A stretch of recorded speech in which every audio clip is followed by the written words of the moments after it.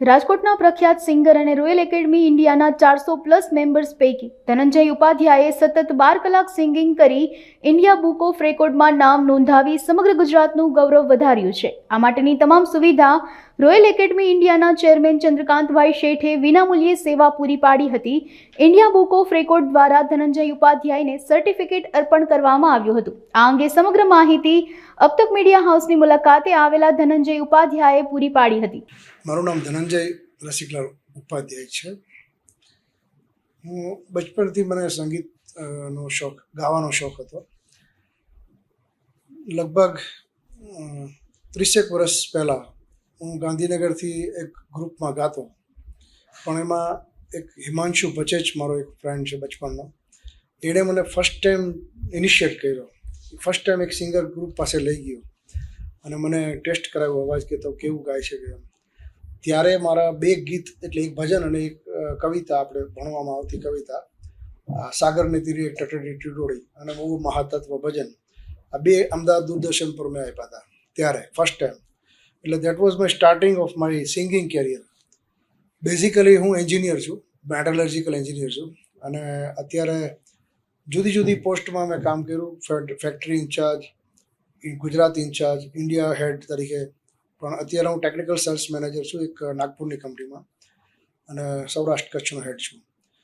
પણ સંગીત મારા માટે it is my first love, જેને કહેવાય કે હું એના વગર જીવી ના શકું એવું મને લાગે છે. એટલે એ મેં આગળ વધારતા મને સારામાં સારી પ્રેક્ટિસ કરવાનો કે રિયાઝ કરવાનો જે સમય મળ્યો, એ પેન્ડેમિક સિચ્યુએશન આપણી કોરોનાની હતી તે દરમિયાનમાં, ત્યારે મેં ફેસબુક લાઈવ કોકે શીખવાડ્યું મને, તો ચાલુ કર્યું મેં. અને પછી 1 કલાક, કોઈક દિવસ 2 કલાક, કોઈક દિવસ 3 કલાક, એકવાર 6 કલાક સુધી મેં સતત ગાયું.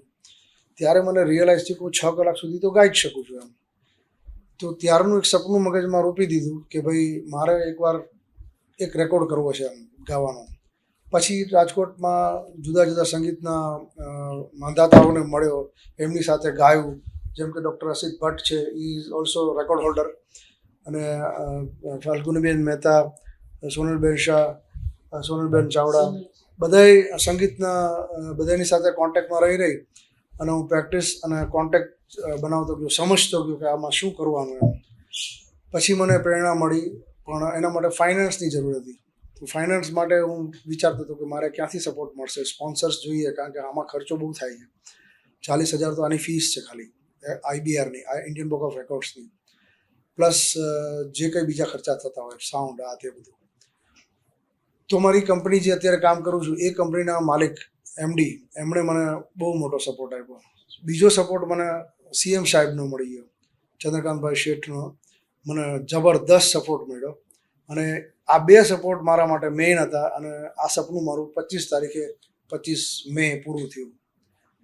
અને બાકી પછી ઈશ્વરની મહેરબાની હતી, અને વિધાઉટ એની ઓબ્સ્ટેકલ આ સરસ રીતે થઈ ગયું.